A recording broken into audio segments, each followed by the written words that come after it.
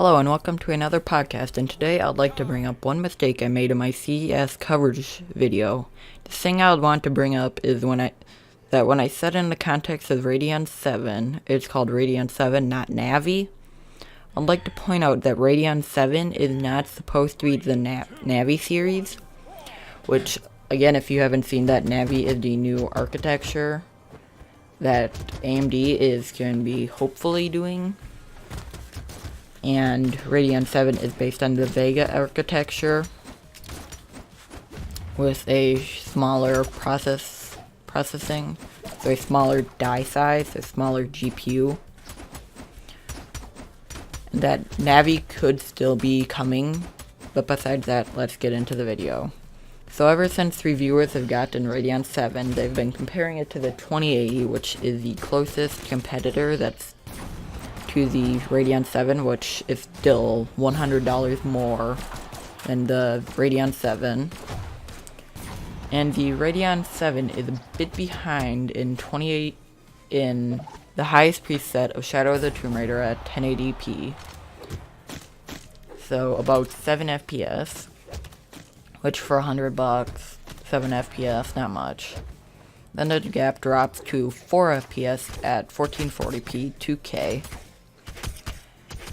Then the Radeon 7 is a bit better than the 2080 in 4K 2160p, which is like enthusiast grade.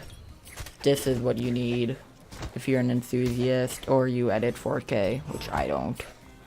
And as for the VRAM in the Radeon 7, it has 16 gigabytes of HBM, which is high bandwidth memory, which is double the VRAM of the Vega 64, the highest end GPU from last gen, which the Radeon 7's memory, I believe, costed like $230 just to make.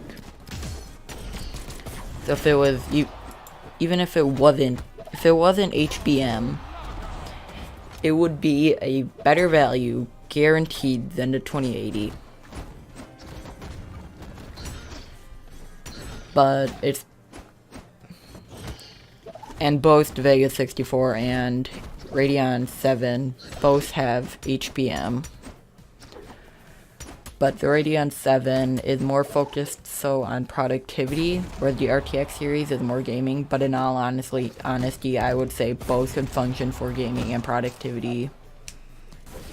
RTX has NVENC for editing. And of course, for the extra $100 you pay for the 2080, you get ray tracing, which is tracing the path of light even if the light is getting blocked by any object. So basically, better light reflections compared to what would normally happen. As for DLSS, which is... I just looked this up, dang it. Sorry, I'm looking this up real quick, which is a newer version of anti-aliasing. Which anti-aliasing basically makes the image look sharper, so less blocky.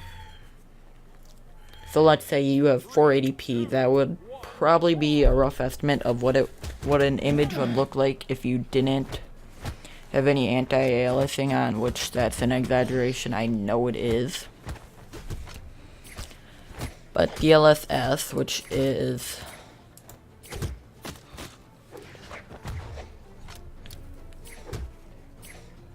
what is it called? Deep Learning Super Sampling. Probably should have put that in notes. So DLSS is Deep Learning Super Sampling,